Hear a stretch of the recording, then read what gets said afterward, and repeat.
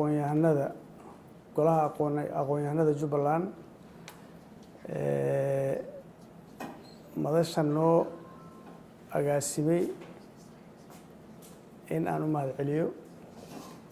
waxaan jeclahay dadka mas'uuliyiinta iyo aqoon-yahanada iyo dumarka iyo ragga meeshaan fadhiya inaan ayagana u mahadceliyo. aanan idinku salaamo salaanta islaamka. assalaamu calaykum waraxmatullaahi wabarakaatuh. waxaa kaleeto oo aan rabaa in aan halkan ka salaamo. waxaa jira nin saaxiibkaya oo weyn oo aanan joogitaankiisa aanay halkan aanan ku ogeyn oo aan halkan aan isugu imaanay oo runtii aad aan ugu faraxsanahay inuu halkan joogo oo aan rajeynayo kulligii inaad ila salaantaan. waxaa waaye Professor Cabdi Ismaaciil Samatar halkaas u fadhiya.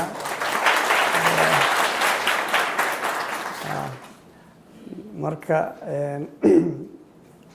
tan labaad waxaa weeyaan horta daraasadan waa iska hordhac waaye. hordhaca ahaato waxaan isku dayi doonaa inaan waxyaabo badan oo iska jacbur ah inii aan isku dardarno oo markaa kadib dee wax dhaxal un kolley noqon kara oo dadka Soomaaliyeed u noqon kara ay noqon karto iyo dadka Soomaaliyeed oo wax baranaya oo u baahan inay aqoon helaan. markaas haddii aan ku yara hormaro dhinaca taariikhda ama sooyaalka Soomaaliyeed waxaa jirta waa dalkan aan ku noolahay hadda maanta oo Soomaaliya la leeyahay waxaa weeyaan waa dal taariikh dheer leh. waa dal oo muddo oo lagu qiyaasi karo ilaa 3,500 sano ka hor dhalashadii Ciise in la yaqaanay. dadkii ugu horreeyey oo ama magacooda laga helo amba maaragtay safarro u imaadeen waxaa ka mid ahaa faraacinadii Masaarida. marka xilligaas ayada waagaas waxaa dalka la dhihi jiray Punt baa la dhihi jiray. xilliga asaga ah waxyaabaha dhacay oo ugu weynaa waxaan u maleynayaa in la iskala socdo maxaa yeelay meel walba laga heli karaa. waxaa weeyaan waa safarkii oo boqoradii la dhihi jiray Xashab-Suud ay u soo dirtay xeebaha Soomaalidu dhinaca waqooyiga oo gaar ahaan Xaabo meesha la dhaho ay 6 dooyood ay soo dirtay ay yimaadeen halkaas oo ay ka soo doonan jireen fooxa iyo malmalka iyo maaragtay fooxana waxay u isticmaali jireen macaabida iyo meelaha ay wax ku caabudaan. malmalka iyana waxay u isticmaali jireen waxaa la yidhahdaa taxniidka oo marka qof ku dhinto oo si loo conserve gareeyo intii meelaha jirjiricda san laga saaro yaa markaas waxaa la isticmaali jiray dee maaragtay malmalka ayaa la isticmaali jiray si qofku uunan loo hayo moogtay jirkiisa uunu isu bedelin. exactly. marka xilliga asaga markaas dalku magacyo badan buu xilliga faraacinada la dhihi jiray. mar waxaa la dhihi jiray Punt, marna waxaa la dhihi jiray dalkii ilaahyada, mar waxaa la dhihi jiray dalkii aabayaalka, mar waxaa la dhihi jiray dalkii udgoonaa. xilliyadii Greega iyo Roomaanka dalkan waxaa lagu magacaabi jiray dalkii dhagayaraha. marna waxaa la dhihi jiray Azania. marka waxaan halkan ka sheegaa waayihii meeshaan aan dagaalka ku jiray dad baa interpretation ku sameeyeen wadaadadaba ha u badnaadaane Azania maaragtay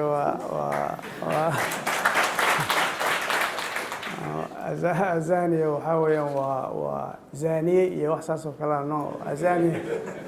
Azania wuxuu ahaa magacii dalkan buu ahaa. kadib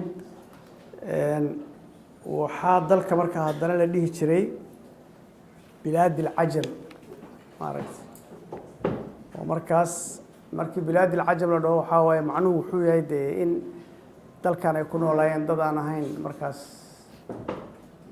cajam oo carab iyo dadku cajam buu ahaa moogta. kadib waa la soo socday wuxuu haddana qaatay magac kale oo ah Berberi oo ka bilowday waqooyiga hadda maaragtay Soomaaliya kadibna ilaa iyo inta badan oo dalka ilaa laga yimaado bartamaha Soomaaliya markaas la dhihi jiray Berberi. kadibna waxaa ku xigay waddankii zinjiga moogta yaa ku xigay inta aan magaca soomaaligu bixin marka magaca soomaaliga kole waan kusoo noqon doonaa baan u malaynaa magaca soomaaliga laftigiisa horta marka ugu horeysa oo la maqlo wuxuu ahaa qarnigii 15aad qarnigaa 15aad waxaa laga helay hees boqortooyadii xabashida oo xilligaa jirtay ay ku heesayaan oo ay soomaalidu ka mid tahay shucuubtii ay boqortooyadaasi ka adkaatay marka haddii qarnigii 15aad shucuubtii laga adkaaday ay soomaalidu ka mid ahayd macnaheeda waxaa waye xilligaa xoog bay lahayd qarnigii 15aad magaca soomaaliga ana sheekadiisu way iska badan tahay dadka qaar waxay qabaan in uu de magacu run ahaan soomaali iska yahay oo dadka soomaalidu waxaa la dhahaa mararka qaarkood waa sab iyo soomaali marka soomaaliga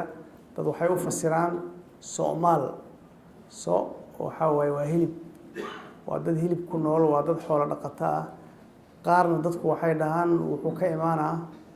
dadkii ajnabiga oo imaanaya markay yimaadaan waa la sooriyeyn jiray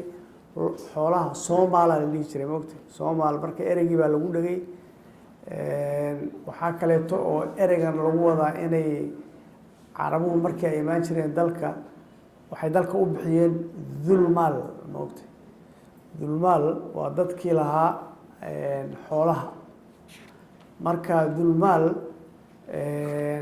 jasiiradda carabta koonfurteeda da-da ma karaan marka da-du waxay noqotaa za way noqonee za-dii haddana soomaaliya markay ku noqotay annagu za-da ma karnee siin bay noqotay soomaaligu halkaasu ka imaanaa ereyga sabta waxaa waaye markaas waa erey wuxuu tilmaamaa dadaan xoolo lahayn oo degan marka beeraaley bay noqon karaan laakiin markaas hanti nool ma leh waxaa ka imaan kara markaas maadaama halbeegu uu yahay geel iyo lo iyo wax saas oo kale qofka marka la leeyahay waa faqri waxaa la dhahaa waa sabool moogta markaa sabool macnaheeda waxaa waye sab-ool waa qof aan guurayn waa qof degan waaye marka labada category oo dadna ay yihiin dad aan guuraynin oo beeraaley ah dadna dad xoolo dhaqato ah ma mainly dadka soomaalida ah majoritygiisa uu ka imaaday marka halkaasna waxaa weeyaan magacyadii iyo uu dalkaani uu soo maray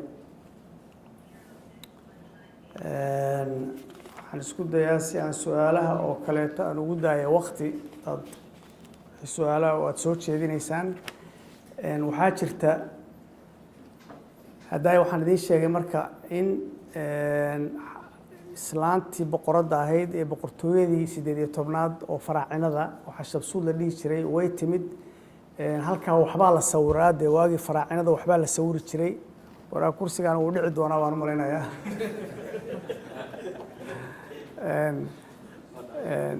waxaa weeyaan waxaa jira waadi lmuluuk oo masaarida dhulkeeda markii la tago waxaa jira meel oo safarada iyo sheekooyinka iyo waa la xardhi jiray marka waxaa laga helayaa xararkii ugu horeysay oo safarkaas 6 doonyooda oo soomaaliya imaadeen oo maxaa la ii sheegay fooxa iyo maydiga iyo malmalka iyo maxaa la ii sheeg usoo dooranayay soomaaliya usoo dooranayay iyagii oo la rarahayo iyagii oo la dejinayo waxaasoo dhan waxay ku xardhan yihiin derbiyada ku yaalla waadi lmuluuk moogta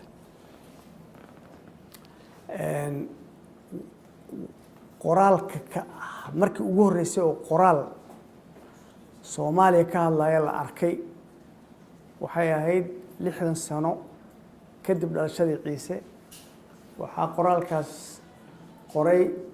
nin Greek ah oo reer Alexandria ah oo ganacsada ah oo qoraalkaa u sameeyey inuu dadka ganacsatada ah ee interestiga ku ah inay xeebahan yimaadaan inuu fakar ka siiyo dalkan waxa ka baxa waxay dhoofiyaan waxa loo iibgeeyo marka concentrationkiisu wuxuu ku saabsanaa ganacsiga xaggiisa marka wuxuu ka soo bilaabay magacyadu way bedelnaayeen oo magacyo Greek ku qoray wuxuu ka soo bilaabay meeshan la yiraahdo Zeylac buu soo maray ilaa iyo wuxuu imaaday dhinacan koonfurta wuuna gudbay xoogaa oo dhinacan Kenya xeebaheedana wuu tagay marka buugga waxaa la yidhahdaa Peripl of waxaa waaye waa exactly buugga magaciisa inaan idiin sheega waaye waxaa la yidhahdaa gelis ku qoran haddaan khaldo dhawaqiisa waxaa la yidhahdaa The Peripl of the Eritrean Sea baa la dhahaa maaragtay marka buuggaas wuxuu ka kooban yahay 7,500 oo eray yuu ka kooban yahay koobi ciddii rabta dee jaamacadahana waa laga helaa dunida laakiin koobigii originaalka ahaa wuxuu yaalaa British Museum London baa laga helaa ciddii rabta inay aado laga soo sawiran karaa marka wuxuuna ku qoran yahay afka Greek ayuu ku qoran yahay marka waa la tarjumay laakiin waxaa weeyaan halkaasaa laga helaa marka markii muddo la joogay 8 qarni kadib markaas dee faraacinadu waa xilligooda waa baxay nimanka la yidhaahdo Greek xilligooda waa la soo gudbay Roomaanka waa la soo gudbay 8 qarni kadib markaas xilliyadii islaamku u dhashay waxaa bilowday markaas nimankii juqraafka ahaa ee malaaxiinta ahaa oo carabta ahaa yaa waxay bilaabeen inay qoraallo ka sameeyaan Soomaaliya iyo xeebaha dalka Soomaaliya oo warbixinadoodu wax ganacsi ka hadlayo wax dadkani nooca ay ka hadlayo isugu jira marka waxaan idinka tataabanaa dadka ayaga ah magacyadooda marka hadhowdii dad kulli waxaan u maleeyaa dadkan waa iska arabophone dhalinyaradan marka magacyada raggaas haddaad taqaanaan iyo waa la raadin karaa oo waxaan idiin sheegaa xilliyadii iyo waqtiyadii maaragtay ay kutubtooda ay qoreen marka waxaa ugu horeeyey nin la yidhaahdo Abu Zayd Xasan baa la dhahaa marka qarnigii 9aad buu dalka wax ka qoray waxaa ku xigay Ibn Khurtaad Bey nin la yidhaahdo qarnigii 9aad iyo qarnigii 10aad buu ahaa isna wax buu qoray Istakhri qarnigii 10aad buu ahaa Ibn Hawqal qarnigii 10aad buu wax ka qoray Mascuudi qarnigii 10aad buu wax ka qoray Al-Muqaddasi qarnigii 10aad buu wax qoray uu ka qoray Soomaaliya macnaha Al-Bayruni qarnigii 10aad kii 11aad buu wax ka qoray Abu Qasim Al-Firdawsi wuxuu wax ka qoray 10kii ilaa 11kii qarnigii 10aad ilaa qarnigii 11aad Abulfida wuxuu qoray qarnigii 14aad Dimishq wuxuu qoray qarnigii 13aad qarnigii 14aad Ibn al-Wardi al-Halabi wuxuu qoray qarnigii 14aad Ibn Battuta wuxuu ahaa qarnigii 14aad ninka la yidhaahdo Bakawi wuxuu ahaa qarnigii 15aad halkaa markaan ka soo baxno waxaa la soo galayaa markaas qarnigii 15aad 16aad qarnigii 15aad 16aad markaas qoraalkaas hore aan sheegayno oo Greek ah iyo nimankan juqraafka waxaa ku xigay nin waxaa jira magaciisa la yidhaahdo Shihaabuddin baa loo yaqaanaa Shihaabuddin Axmed bin Cabdulqaadir waa ninkan la yidhaahdo Arab Faqiih baa la dhahaa waa ninka Futuuxul Xabash qoray marka qoraalkaas qoraalka ugu muhiimsan oo kuwa ku xigay waxaa weeyaan qoraalka uu ninkaasi qoray ninkaasi wuxuu ahaa nin jiray xilligii Axmed Gurey wuxuu jiray xilligii imaaraadka islaamiga ay ka jireen geeskan Afrika ninkaas dhowr buug 2 buug aan u maleynaa inay yihiin buu qoray afaf fara badan baa loo bedelay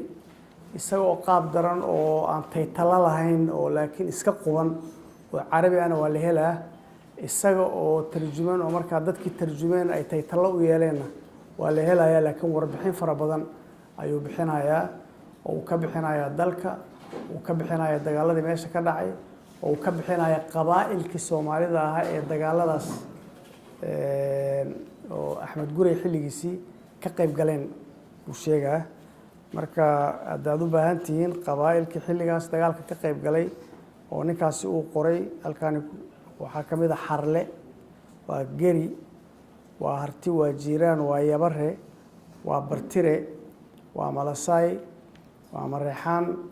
waa barsuug waa gurgure waa masare waa hawiye waa magaadle iyo wixii lamid ah marka qabaa'ilkaas waxay ahayn qabaa'ilkii markaas dagaalka markuu Axmed Gurey uu ku jiray raacay dagaalka ka qayb galeen door fiican ka qaatay xilligaas marka xilliga ku xiga oo taariikhiga markaas oo la cuskan karo dhinaca Soomaalida waxa waaye markii nimankan oo reer Yurub go'aanka la gaaray in dunida la qaybsado qarnigii 19aad oo la rabay in Afrikaanka la qaybsado waxaa la soo diray sahamadaas dad iskaga badan askar jawaasiis ahaa magac juqraafiyiin sheegan jiray waxaa kaloo sheegan jireen mararka qaarkood inay wadaadan yihiin waxay sheegan jireen inay yihiin ganacsato dadkaas baa markaa waxay bilaabeen inay qoraalladii ugu badnaa oo dadka meesha degan iyo qabaa'ilku waxa ay yihiin iyo dalka waxa ka baxa iyo dadku inay dad khatar yihiin iyo dadku dad loo dhawaan kara inay example haddaan qaato waxaan xusuustaa waxaa la imaaday dhul dhinaca waqooyiga oo Soomaaliya niman Faransiis ay imaadeen waxay arkeen baashan la dhaho waabayda moogtay dad fallaadho waabay ugu samaysan tahay oo fallaadho wax lagu dilaayo oo ma garanayaan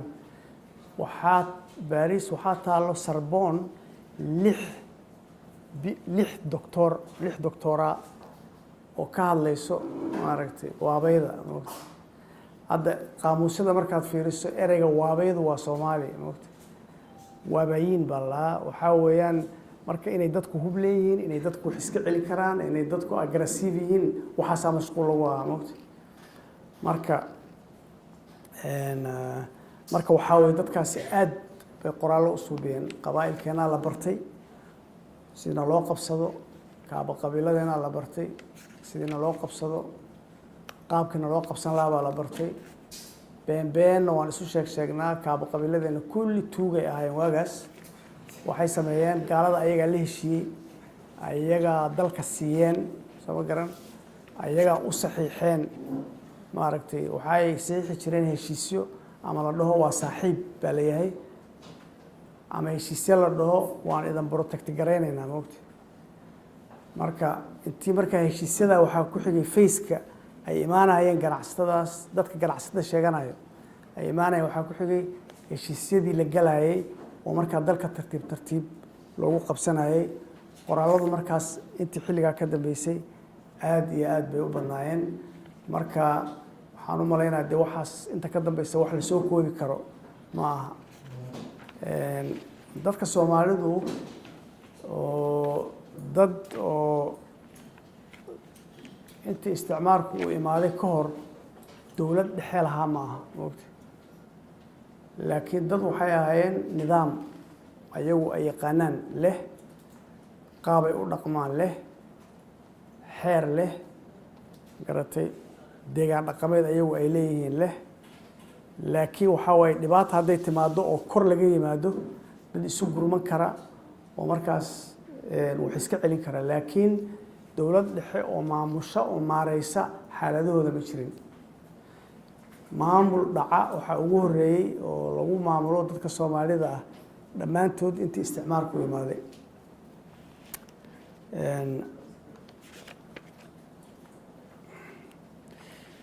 qodobka kale oo aan jeclahay maaragtay in aan ka hadlo oo aad muhiimka u ah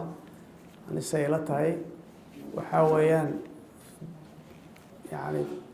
dalkeenu hadda wuxuu burbursan yahay oo aanaan weli kaban 27 sano 27 sano waxaa ku horeysay 10 sano oo burburka 27 sano la diyaarinayay waa 37 sano waay moogtay mar kasta oo dagaal la kicinayo oo dhibaato ay jirto waxaa lagu kiciyaa dadka waxa lagu kala duwan yahay soo ma garan ninka kugu qola maaha ninkaas kugu jifa maaha markii intaa lagu sheego waxaa waaye waxaad banaysanaysaa dhiig qofka xoolihiisa waa dhacaysaa marka aan halkan waxaan rabaa inaan ka sheego waxa anaga aan wada leenahay moogtay marka waxa ay Soomaalidu wada leedahay oo ninna gaar u lahayn way khasab tahay in la wada difaaco oo nin walba meesha inuu ka difaaco ay tahay marka maxaa ka dhaxeeya marka oo mideeya dadka Soomaaliyeed waxaa mideeya koow deegaan dhaqameed deegaan dhaqameed qoto dheer yahay deegaan dhaqameed Soomaaliya ma aha deegaan dhaqameed waxaa waaye xuduud ma yaqaan deegaan dhaqameed wuxuu kabar garaynaa Ethiopia iyo Kenya iyo Djibouti iyo Soomaaliya inta ay Soomaalidu ku nooshahay waa deegaan dhaqameed inta isku dhaqanka ah meesha ay degto waa deegaan dhaqameed markaas dawladaha jira shaqo kuma laha xoolahoodu meesha rabaan bay daaqaan afkoodu waa isku hal marka afka yaana u gudbin marka deegaan dhaqameedku waa tiir waaye dadku wada difaaci karo qodobka labaad waa af marka afka Soomaaliga asaga yaa asla tiirkii labaad ah tiirka labaad sheeka xariirooyinkan oo maay iyo maxaatiri iyo waxa waxba kama jiro macnaheedu waxa weeyaan maayga iyo maxaatiri labaduba waxay ka mid yihiin ayaga oo Soomaali ah afafka bahda ku shitiga maaragtay marka afka Soomaaliga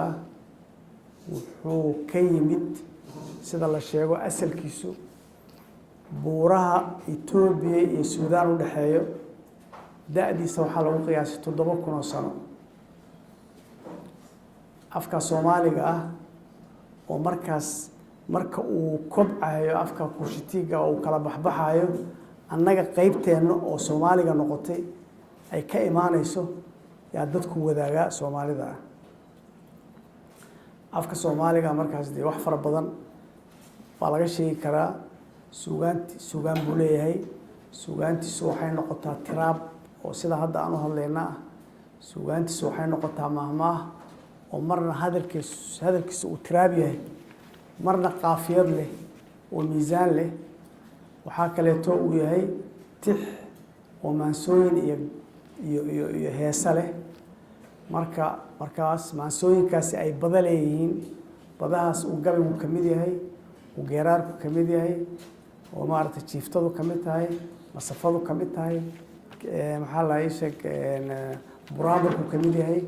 buurowgu ka mid yahay marka iyagana badoodu halkaa waaye inta waa la wadaagaa Soomaalidu way wadaagtaa marka afkiina intaasaan ugu gudbaa maaragtay koow waa la soo soconayaa dadka Soomaalidu diin bay wadaagaan hadda waayaan diinuhu way bateene waxa weeyaan annaga waxaan nahay dad Islaan ah oo Sunni ah waxaan nahay dad madhabtoodu ay Shaafici tahay moogtay wax kalena way jiraan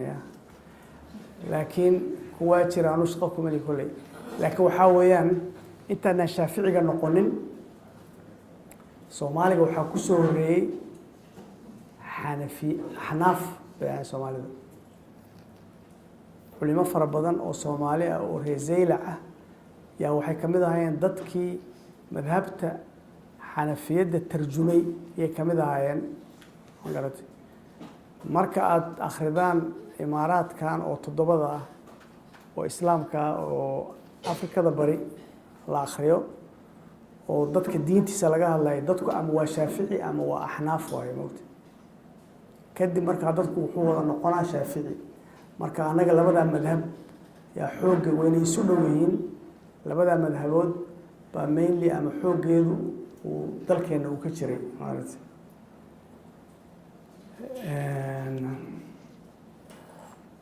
qodobka afraad oo dadka Soomaaliyeed ka dhaxeeyo waxa weeyaan waa xigtada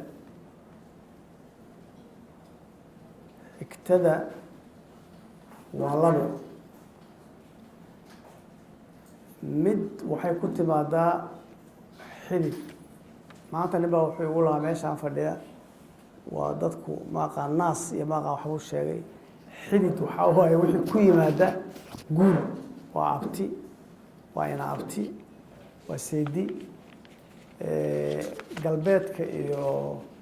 reer Djibouti waxaa la gacal noqtay wixii ku yimaado guurka ku yimaado moogtay marka midna waxa weeyaan waa xigaalo waa midda abtirka ku timaado oo dadkan Soomaalida ay iska qabaan inay hal oday ka imaadeen oo qofku odayaal fara badan isdaba dhigayo ilaa uu meel ka taga dee moogta marka dadku ama waxay ku midaysan yihiin kaa abtirka ah ama haddayna kaa ahayn hadda fiiri haddaad raadisaan kaasaa culays la saaraa haddaad hadda hooyadeed raadiso hooyadii dhashay raadiso lama heli karo haddaad u badato waxaad helaysaa ayeydaa dee moogta ama ayeydaa islaanta dhashay laakiin waxaa privilege la siinaa mar walba kan aabbaha laakiin dadku ama waa saan ama waa saan moogta ama waa xidid ama waa xigaalo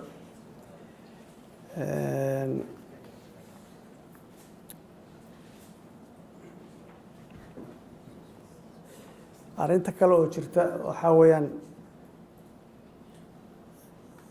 waan ku hakanaynaa arrinta ayada waxaan rabaa inaad si fiican aad ii dhegaysataan haddaad su-aalo qabtaan oo aad weydiinaysaan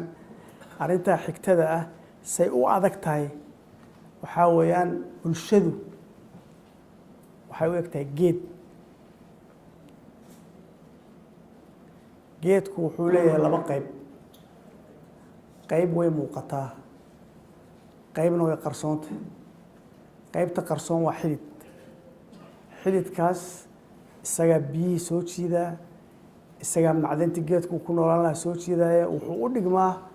xidhiidhka ku imaanayo guurka xigaalada iyo laantan dheer iyo qashinkan la akhriyo iyo laamahan gaaban iyo midhaha iyo waxaan la dhaldhalayo waxaa dhan waa kan aabbaha raaca marka geedku waa labadaas aan ka hadalay haddaay oo xigtada ah oo midna ay tahay xigaalada midna ay tahay xididka buu ku fadhiyaa geedka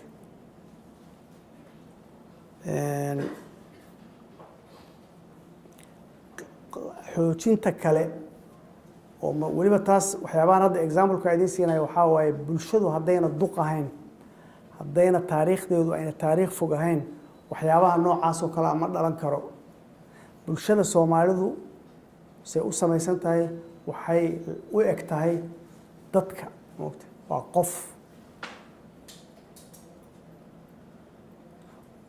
qofka hadda unuga oo bulshadu waa qoysku waa oday iyo islaantiisa iyo caruurtiisa waaye qofka bani aadamka markaad fiiriso anqowga wixii ka hooseeyo iyo meesha cagta la dhigo waa qoys waaye moogta qoysyaal la isku daro waa reer ama waa heer waa kubka reero la isku daro oo dhowr ah waxay noqonayaan jilib weli waa qofkii moogta jilibyo la isku daraana waa laf la isku daraana waa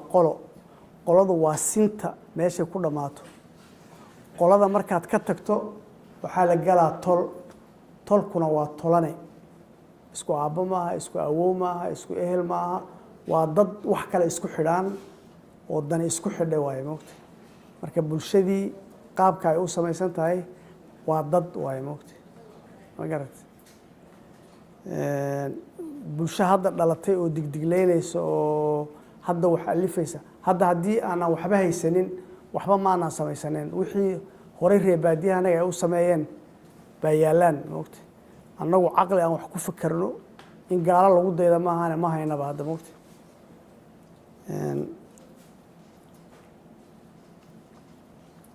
aragtida kaleeto oo tan aan raacin kara dee waa debate iska furan waxaa weeyaan waxaan dhahnay tol waa tolane soomaana dhihin waxaa weeyaan qabiilkuna waa been qabiil waa dan moogta wixii isku dana isku qabiila maarata marka dadka qabiilka oo marka waxaa isku dan ah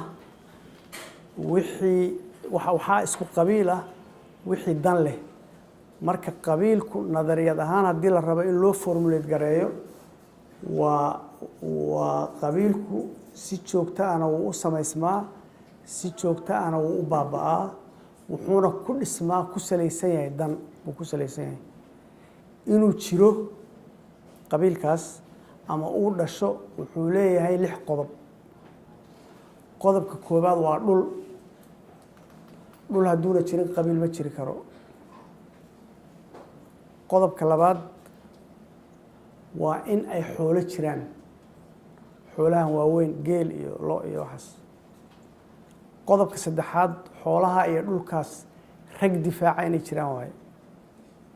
haddayna jirin waa lagaa qaadanaa dhulka iyo biyaha iyo xoolaha.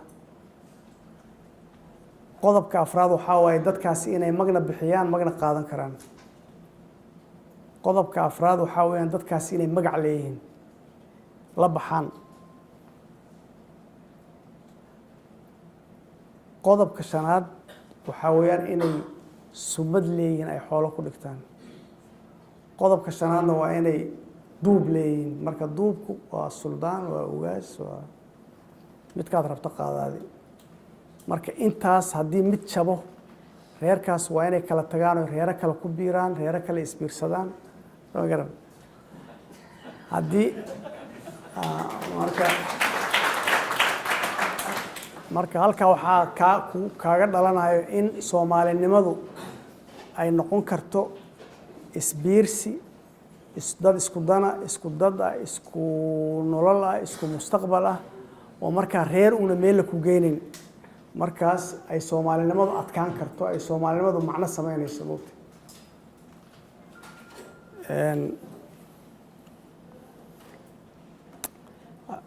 mithaalo waa la bixin karaa de moogta, mithaalo fara badan waan iska bixinaynaa. hadday dadku dhibsan ayaga u taalla, meelahan dad fadhiya waxaa laga yaabaa inay diidaan moogta. laakiin in isbahaysiya ay jiraan, waxaa jira dadka soomaalida hadda hadda waxaan ka sheekeynay xigto iyo xigaalo baa laga sheekeeyey. ani xigtiya xigaale ima aha. dadka soomaalida ah mar waa waranle, marna qaarna waa wadaado, dhaqankii hore waya, iyo waable. marka ninka waranlaha ah waa intiina badan meeshaad ka timaadeen waxaan iswada dilahayo oo balaayada ah, oo geela dhacayo, oo looda dhacayo, dhulka sheeganayo, oo dhulka isku haysta. dadkaas waa waranle moogta. dadna waa wadaado oo inkastoo hadda kutubo xoor iska noqdeen, waxaa weeyaan dadkii dadka diinta bari jiray, sheekhaal iyo shariif iyo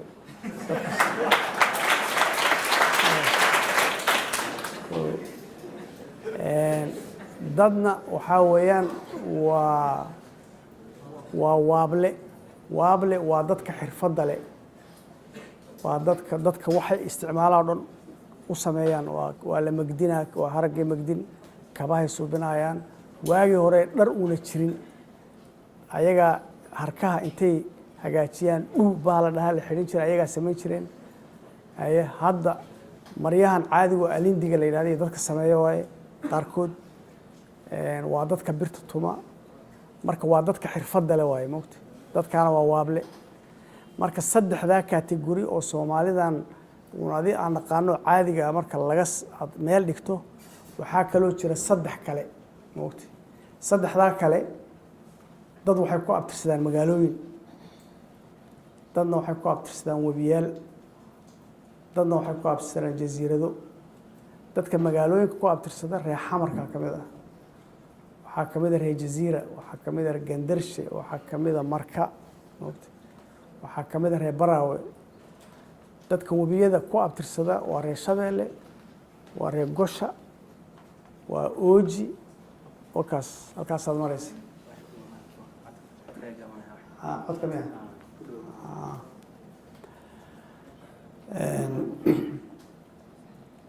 jasiiradahana waa baajuunde moogta. marka haddaad xabad xabad u qaado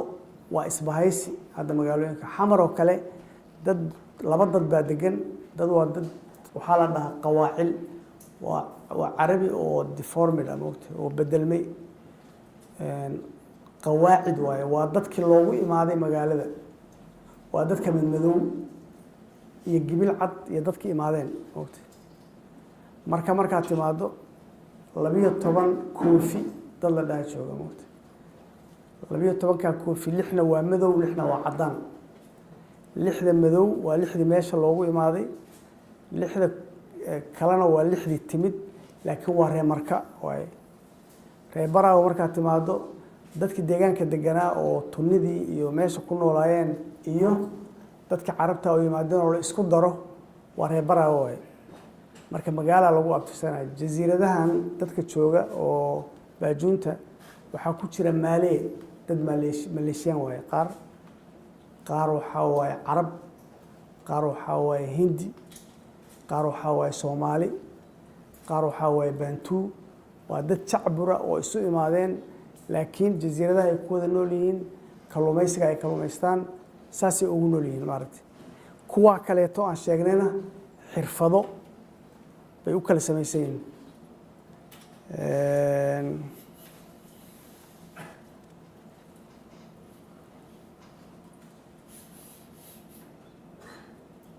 marka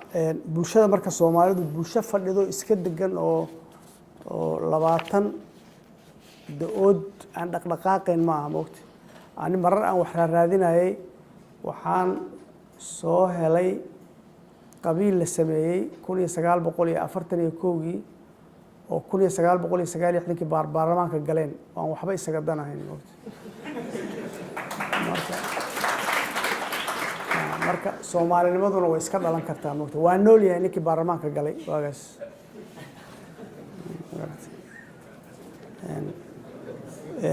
example kaas oo isbahaysiga waxaa ka mid ah 4.5 anaaba joogay ba taas annagaa suubinay markaan joognay carta hadda qabaa'il Soomaaliyeed oo afar iyo waxba ay isugu yimaadeen 4.5 meel kala furtaan hal reer waaye baarlamaankooda ugu sahlan kulligood baarlamaan bay soo wada geli karaan hadday rabaan laakiin waxaa waaye waa dad jira waa xoogeysteen haddii hadda hala kala diro oo meelo kale ha galaano Soomaalinimo unbaa lagu bedeli karaa ma ahaane ma kala diri kartid marka baalku iska samaysmaya marka qabiil cid ku dilaysay iyo ciddii u haysatay inuu qabiilku uu meel ku geynayo qabiilkan waa khasab in laga guuro waxaa loo baahan yahay in laga fakaro qaabkii looga guuri lahaa oo dowladnimo looga guuri lahaa maaha meel kale in looga guuro waa in dowladnimo looga guuro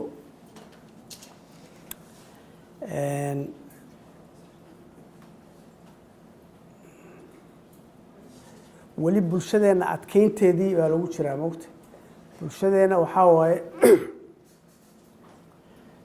bulshadu waxay leedahay waxay u samaysan tahay qaab da ku salaysan oo mas'uuliyaddu ay da ku salaysan tahay oo wiilku markuu kuray gabadhu waa foodley marka la gudo way kala leexan gudidii waa gudmo waa kala tageen gabadhii waxay noqonaysaa gashaanti wiilku wuxuu noqonayaa gaashaan qaad maaragtay kadib ninkii waxbuu guursanayaa waa garmadoobe gabadhii waxay noqonaysaa bilcaan meelahan anaga bilcaan baa la dhahaa kadib mar way noqonaysaa marka kadib waa jilib culus waa duq labadiiba waa duqoobeen saasaa loo shaqeyn dadku saasi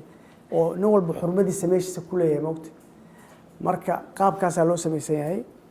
oo da'na waa lagu kala dambeyn maxaa la dhahaa ii sheeg oo la isku xurmeynaa waxaa kaleeto aad muhiim ah oo la rabaa inaad ogaataan oo deegaankan uu muhiimad weyn ku leeyahay systemka oo annaga dad baan wax wadaagnaa moogta dadka aan wax wadaagno waxaa ka mid ah dadkii hadda aan ka hadlaynay oo kuushitiiga moogta dadka kuushitiiga ah systemka da'da ku salaysan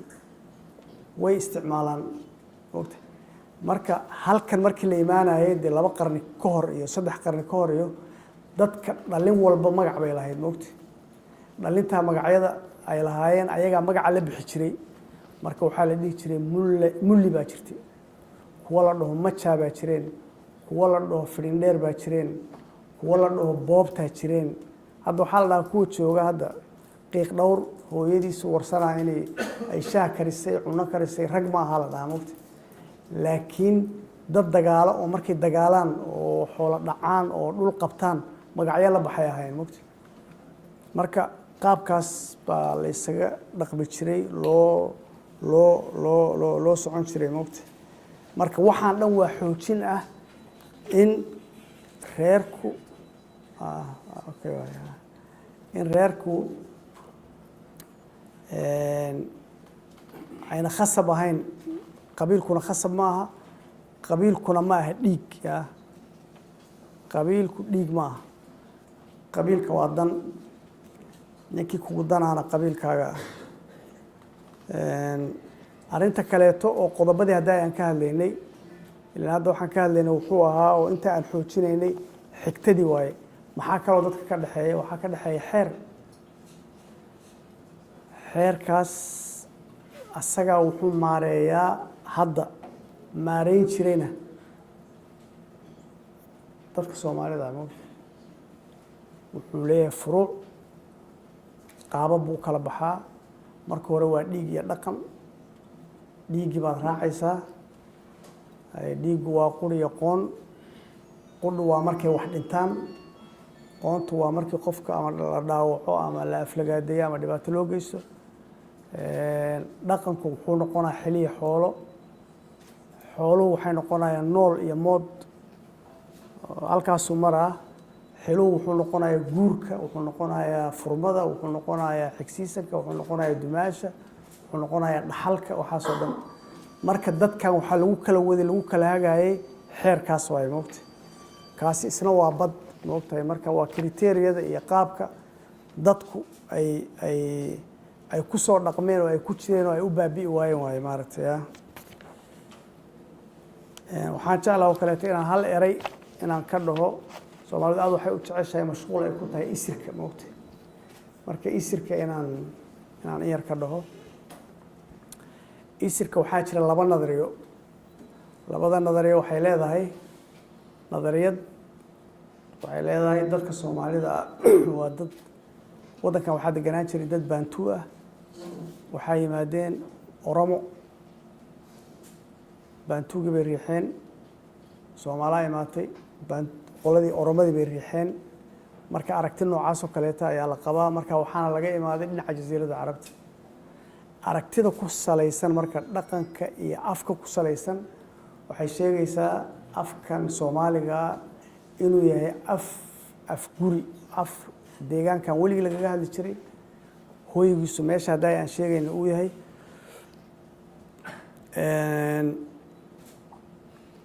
markii dhinaca laga eego tarkiibta jumlada annaga iyo oromada waa isku hal tarkiibta jumladaad fiirinaysaa rootska ereyada aan la kala amaahan baad fiirinaysaa waxna waa la kala amaadaa waxna lama kala t v waa la amaahday daar waa la amaahday baabuur waa la amaahday maaragtay baabuur waa hindi maaragtay rastada waa hindi roodhi waa hindi magaran waa la amaahanaa laakiin waxaa waaye qurac iyo qansax iyo waxaa la ishe geel iyo lo iyo lama kala amaahanayo waa wax dadka oo deegaanka degan magacyada ay la baxeen waaye moogta marka markii jumlooyinkaa la fiiriyo oo ereyada ruudkooda la fiiriyo afka soomaaligu waxaa weeyaan waa af wadani ah nadariyadaas marka dhahaysa waa wadani waa nadariyada labaad nadariyada horena waxay leedahay waa la yimid waddankan marka faaruq ma ahayn haddaba anu marka waxaan qabaa labada nadariyo marna way isdiidayaan marna isma diidayaan maxaa yeele markaad geedi socodka afka kuushitiigu suu u socday oo oga soo hayaamay meeshii uu deganaa la eego waxaa weeyaan afkan oo kuushitiigu soo kacay buurahan Ethiopia soo fuuleen dhinacaana waa loo daadegay oo dhinacaada Soomaalidu ay degta ah dhinacaan oo Kenya laag Turkana iyo waa la soo maray halkan zoonahan Chore waxaa ku nool dad la dhaho Boni ama Aweer la dhaho afka Soomaaliga hooyigiisa nimankaas ku hadlaan idinku cadaysan waa Boon ma waxaa weeyaan aabihii iyo hooyadii Soomaaliga nimanka gaagaaban oo ugaarsanaya yaa ku hadla halkaasuu afka Soomaaliga ka soo hayaamay xeebtu qaaday wuu furfurmay siidada afkeeda ka dhashay wuu socday geeska ayuu tegay oo ilaa iyo dee Soomaalida koonaheeda dhinacan Raas Casayr iyo kor buu tegay markaa kadib islaamkaa imaaday dadkii marka magacan islaamkaa dadka wato magaca dadka islaamka wataan waxaa weeyaan dadkii soomaalida ahaa oo markay xagga tageen intay islaam noqdeen iyagu dadka islaamiyeen way soo rogaal celiyeen marka way soo noqdeen marka labada nadariyo way isdaba socon tan afafku waxay sheegayaan xagga in laga yimid saan in loo soo baxay xeebtana in la raacay xaggana in laga degay la tegay ilaa iyo bari laakiin codkaa markaa isku darmaaye markaa kadib waa la soo noqday marka way isdhamaystiri karaan dee labada nadariyo taana intaas ayaan ooga baxayaa waxaan u malaynaa waan joojinaa waxaan u joojin su-aalaha maaragtay wixii su-aalaha aad qabtaan inaad soo jeestaan haddii kaleeto ayn ahayn 24 beej waayo ma dhammaynayo maaragtay marka waa mahadsantihiin waxaan salaamayaa prof gandi waxaan kaloo salaamayaa prof samatar haddii uu fadhiyo iyo haddii una fadhiyin labadaba waxaan kaloo salaamayaa mudanayaasha iyo marwooyinka howlka jooga qof kasta mansabka uu ku fadhiyo magaciisa salaamu calaykum warahmatullahi wabarakaatu mar labaad su-aasha aan doonayo inaan weydiiyo waxa weeye su-aasha koowaad profku wuxuu sheegay qarnigii 15aad in magaca soomaaliga laga helay hees axmaali ama xabashiya marka heestaas midhaheeda waxna kaa soo gaadheen oo halkan ma nooga shaqali kartaa su-aasha kale ee doonayo ugu dambaysa in weydiinayo waxa weeyaan suu sheegay profku saddex qarni ka hor dhalashadii magaciisa soomaalidu waxay ahayd dad amaba in ilaa gumaysi uu ka imaanayay markasta dad hab qabiil ku dhisan wax kastana qabiilku ugu horeeyo mabda'a koowaad ama waxa koowaad ay ku dhintaan ama ay wax ku qaybsadaan uu qabiilka ahaa haddana xukuumadeena federaalka ah ee farmaajo hogaamiye ay ku dhisan tahay qabiil maamul goboleedyada ay ku dhisan yihiin qabiil yani ma moodaa qabiilku inuu noqday waxaan laga gudbi karin oo ku xoog badan diintii iyo dhaqankii iyo wax kasta بسم الله الرحمن الرحيم الحمد لله والصلاة والسلام على رسول الله وحان ربا مركب هوري سلام دينا وحان سلام يا بروفيسور محمد عبدياندي sidoo kale profesorada jooga iyo dhamaan dad badan baa ay muuqda madaxda halka fadhida nin walba profesorkiisa ku salaamaya salaamka bacdi waxaan u istaagay profesorka inaan horta kelmadan baroof la dhaho aan weligay ma maqal dhaqanka Soomaalida ku jirto baroofna aanu doqon baan aqaanaa profesorka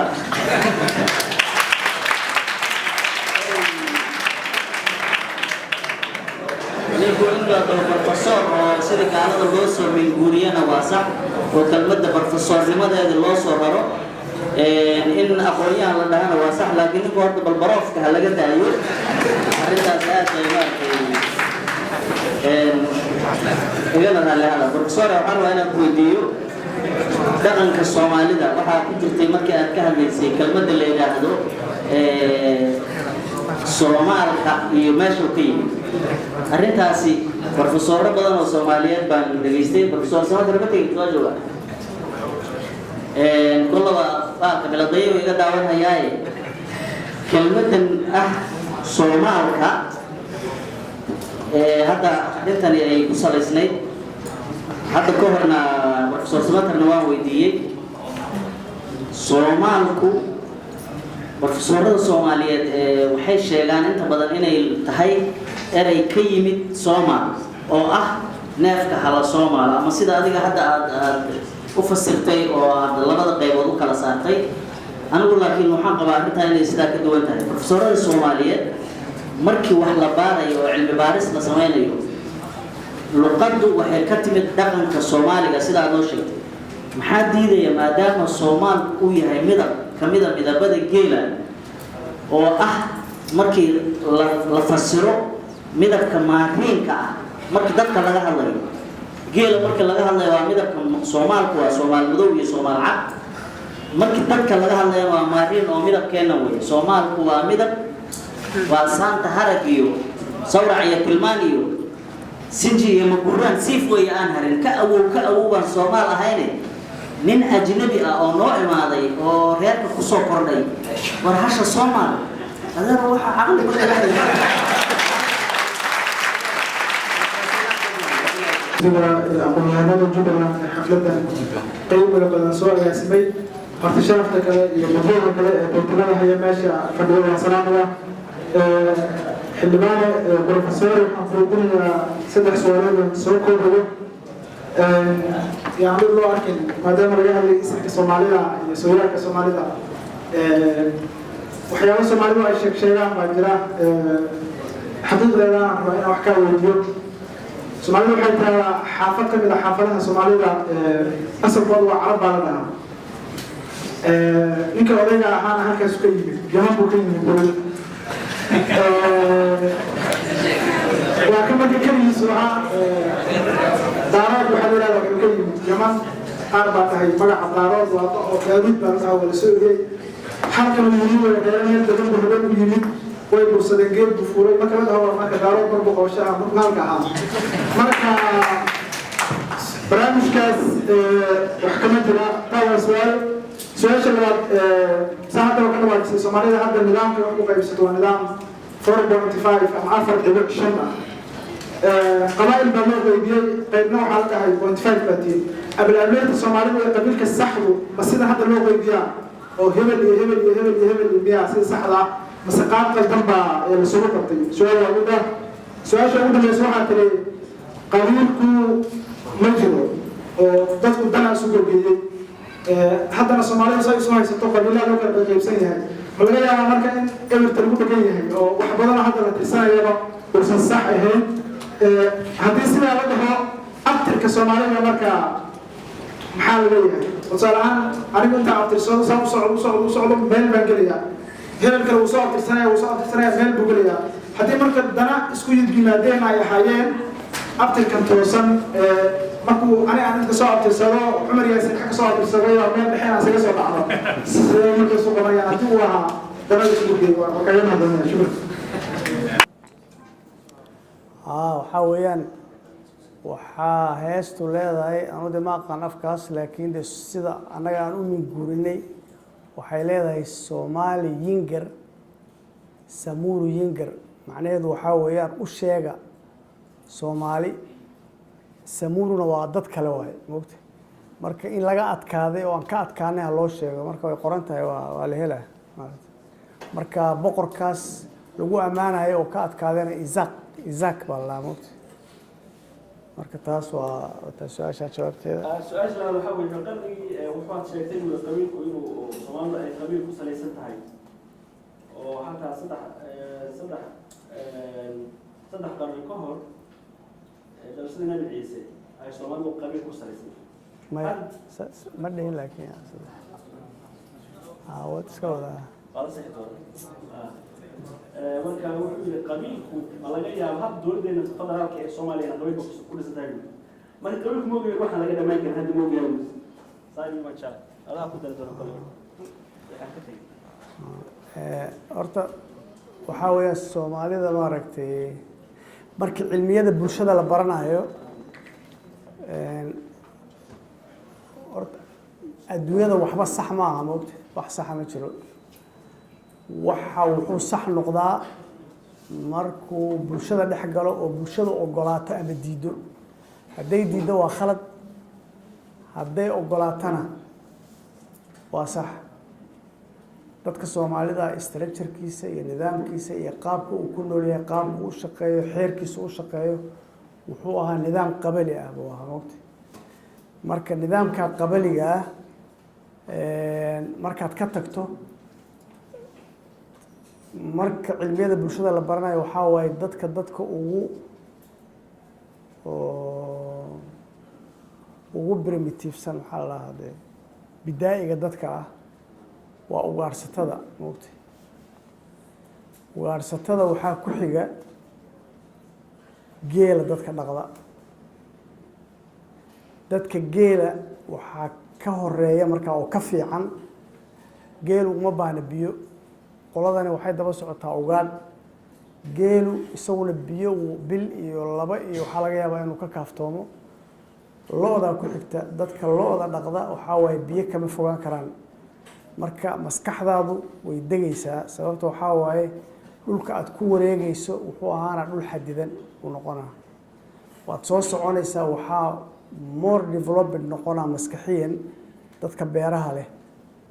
kadib warshadaa la imaanaa dhulka adduunyadan casrigaa la iman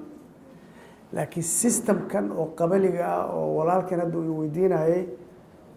waxaad moodaa inay ku jirto legitimacy oo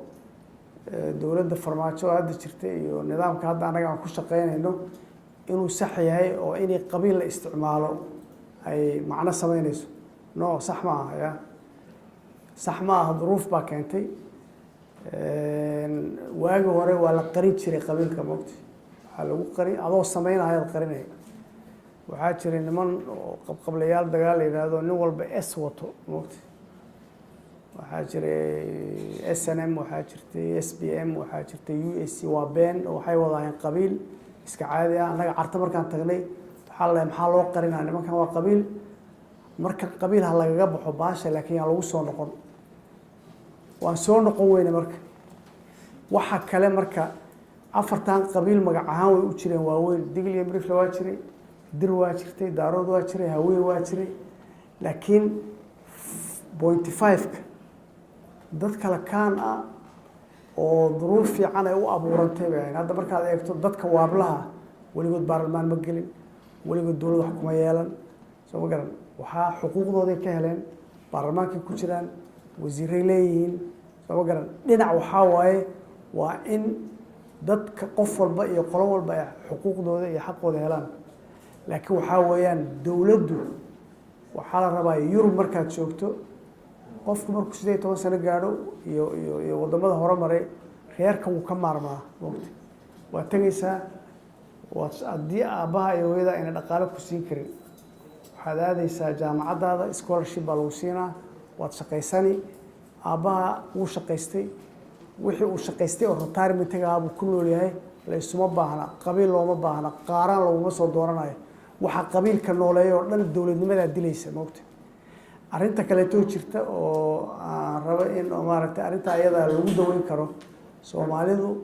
qabiilku mar kasta waa cudur markii la arko wax lagaga bixi karo dadka soomaalida ah way isku dayan inay ka baxaan haddaay waxaan ka hadalay imaaraadka islaamiga ah baan ka hadalay imaaraadka islaamiga iyagoo jiraan oo boqortooyada jira ahaa iyo khasab waxay ku hayeen inay boqortooyada Ethiopia baad siiyaan gabdho siiyaan dahab u geeyaan si loo aqoonsado in ay yihiin maamul iyo nidaam jira axmed gurey waxa uu joojiyey dadka islaamka ah ee bariga ku noolaa boqortooyadii way ka adkaadeen boqorkii waaga uu la dagaalay uu ka adkaaday wiilkiisi baa ka adkaaday asaga moogta marka taa waxaad arkaysaa in haddii midnimo timaado oo markaa laga gudbo systemkan bidaa'iga oo qabaliga laga gudbo waxa loo guurayo loo socdo standardka sare ah oo fiican oo dadku ku noolaan karaan oo cadaalad ku salaysan oo qof walba xuquuqdiisa uu heli karo waa dowladnimada way maaragtay example kale ina cabdillah xasan 10 sano ugu horeysay dadka Soomaalida oo dhan wariyaha Soomaaliyeed baa lagu mobilize gareeyay waa inta guushiisa iyo halgankiisu uu najaxay dhan intii Soomaalinimada la aaminsanaabay intii dambe 10 sano dambe way kala furfuranaysay maaragtay dowladda waad soo soconaysaan leegadii 5 sano 6 sano ugu horeysay waxay ahayd dadka Soomaalida qabiil lama sheegi jirin leegaan ahay SYL baan ahay baa lagu socday markii dambe markuu Talyaanigu soo noqday dadkii haddana qabiilkii baa lagu celiyay maxamed siyaad 6 sano ugu horeysay qabiilka waa laga tagay maxaakiimta 6 bilood ee hore qabiilka waa laga tagay dadka Soomaalidu hadday helaan waxay qabiilka kaga tagaan waa very easy inay ka tagaan oo ay u gudbaan bulsho cadaalad ku salaysan marka waxaa weeyaan qabiilkan anaga khasab kuma nihin inaan farmaajada ku doorano kulana shaqeyno maxaa la sheegay xasan khayra kula shaqeyno laakiin xaalad baa keentay marka xaaladda keentay qaabkii looga bixi lahaa waa in la raadiyo oo marka maxaa la suubin waxaa la suubinaa qofka wadaniyadiisa in lagu qiimeeyo waxaa imaanaysa qofka aqoontiisa in lagu qiimeeyo waxaa imaanaysa qofka khibraddiisa in lagu qiimeeyo waxaa imaanaysa shacabku suu kuu jecel yahay adi oo uu kuu aamino inaad dadka u hagi karto marka qabiilka waa laga tagaa qabiilku wuxuu abuuraa soo saaraa dadka ka u xun ku soo saaraa laakiin waxaa waaye ma soo saara aqoon qabiil ma soo saara aqoon qabiil wadani ma soo saaro qabiil wuxuu soo saaraa ninaan xishoonayn qabiil wuxuu soo saaraa nin qabiil iyo qashin iyo balaaye iyo wareer iyo waxaa loo baahnayn oo dadka burburinayo wato ma garata marka qabiilku meela nama geenayo halkaas baan ya ma waad ii sheegi si aan hadhowdi anu aanan aad mahadsan su-aasha labaad waxaa weeye dhaqanka soomaali magaca soomaali aad loo weydiiyey su-aashaasaan filaya magaca soomaali waxaa tiri wiili niman oo marti noo ah inuu magacaas ka siiyo dulmaali zuma inta la bedeliyey ma halka asal ma okaliyo oo inay xarafka da soomaali ma karto marka zumali bay bedeleen zumali markaas saasay soomaali magaca soomaali ku baxay marka inagu dhaqankeena markaas aynu soo midabkeena waa magaca soomaali in annagu leenahay asal laga yihi maxaa moodada inaan sheegno dad badan waa weydiiyey su-aashaas walaa waa suuragal maaragtay oo aan ima diidani laakiin waxaa weeyaan annaga hadda waxaan ka raadinay oo aan ka shaqeynay waxaa weeyaan magacaan suu ku imaaday oo uu maababka ku galay oo khariidooyinka lagu dhigay oo maaragtay sida loo qoray moogta qoraaladaa la sameeyey annaga maanaan alifin tan hadda aan ka hadlayna ma aanu alifin waana looga horreeyey marka waxaa barasho u baahan inuu jiro midab oo maaragtay magacaan soomaal ah inuu midab geel uu yahay waa in dadka la baro yaa yaqaano hadda intiina meesha fadhida yaa yaqaan anu waan maqlay nin dhoodaan la yihahda ii sheegay moogta laakiin sheekada daba socoti sheeko foolxun bay ahayd yaa ma garata sheeko foolxun bay ahayd marka may hadda kama hadli karo laakiin waxaa weeyaan sheekaa daba taalay laakiin tan aan ka hadlayno waa midda qoraalka waay moogta marka qoraalada annaga aan hayno waa kuwaas su-aasha kale waxaa weeye ninbaa wuxuu weydiiyey professorka baarood adugu qabiilada soomaaliya ka mid a yaa waxaa la dhahaa bilyoon buu ka imaado oo xagga kasoo cararayo waa la soo eriyey kadib geed buu furay oo sheeko dheer marka waxaas marun baa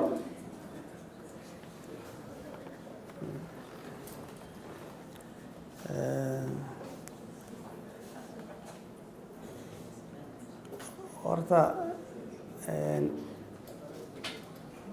annaga soomaaliya waxaa waaye waddankeenan waa waddanka ugu xeeb dheer africa moogta oo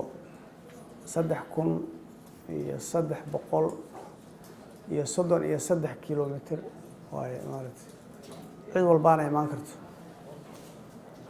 ciddii timaadda haddaba ninkaa daaroodku aada sheegayso caruurtiisu may magacyo islaan yeelato magacyahooda fiiri awrtable iyo maxalla qoladii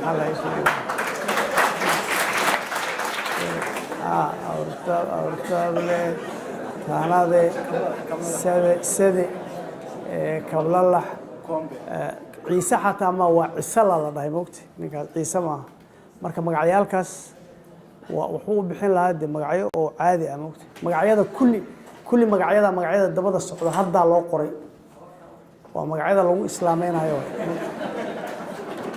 laakiin wuu qori lahaa moogta waagaasuu u bixin lahaa magac islaam ah ninka ooma u bixin magacyada waxaa waaye waa magacyo oo lokaal magacyada dadkii lokaalka ah waaye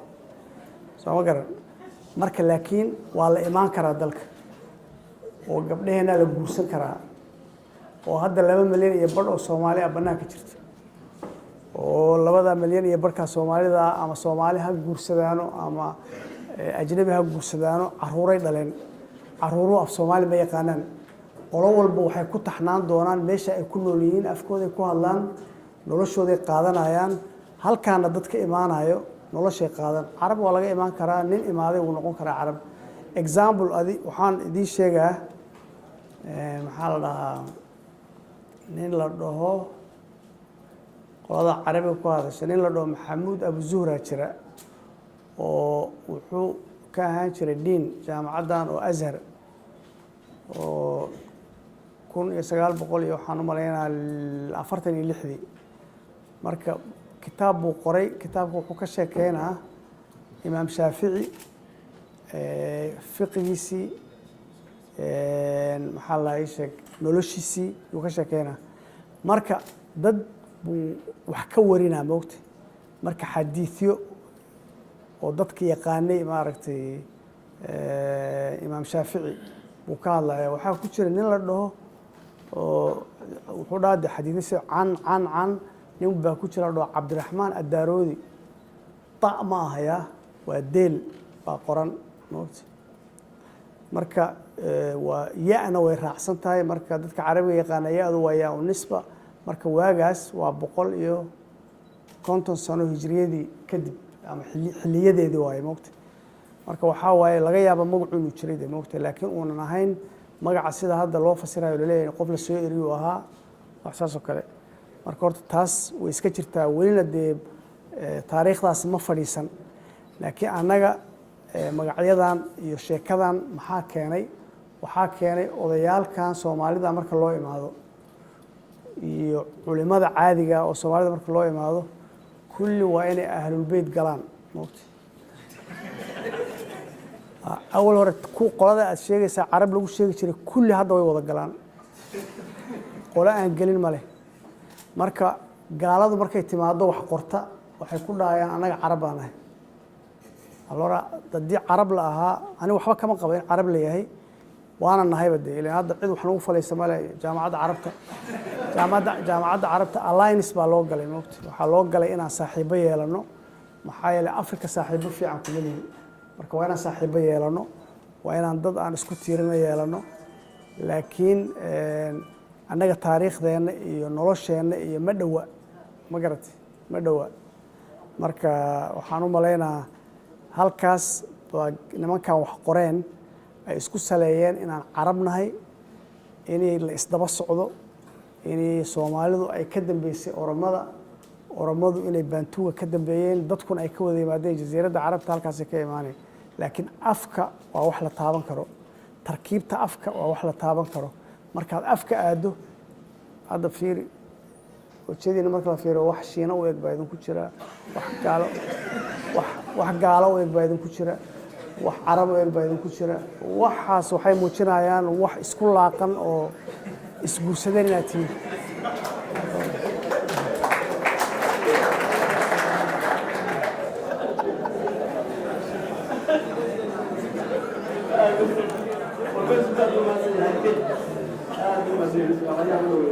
su-aasha shanaad oo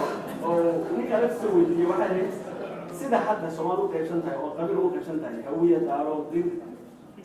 iyo milif qaabka hadda u naala masaxda iyo akhirka aan tasanuuci anigu haddaan akhriso waxaan maray geed faarac cabdi jaamac adugu halba tagay kiba ninka aan ku absana meesha intuu soo maro ka isku tiiraan marka sidaan sax miyaa weyn markaan ka hadlay taas waxaa weeyaan in oo bulshadu ayna fadhiin oo maalin walba qabiil cusub uu iska samaysmaa baan ani rabay inaan tuso annaga carta markaan joognay waxay ahayd 4.5 in carta lagaga baxo aan laguna soo noqon haddana waa rasmi waxaan laga yaabaa inay iska waarto moogta waxay dad baa dani ugu jirtaa laakiin sax ma aha waa in laga gudbo waa inuu qofku meeshuu rabo asagoo barnaamij siyaasadeed wata uu tegi karo asagoo oo wax uu dalka ku difaaco oo uu dalka ku haga wata meel kasta intuu tago uu kari karo in oo maaragtay uu ka shaqayn karo inuu ka istaagi karo laakiin hadda shuruud iyo dabin baa lagu dhigay waxaa lagu dhahay 4 barhkaas waa inaad soo marto marka dunidii iyo dowlad ku-sheegii iyo wixii oo dhan baa kugu khasbaa laynkan inaad marto laakiin laynkan sax ma aha xaaraan waaye waa xaaraan mana lagu jiri karo laakiin qaabkii looga bixi lahaa waa in si oo caqli ku fadhida looga guuro marka meesha looga guuri lahaana dadka dhan bay u taallaa maaragta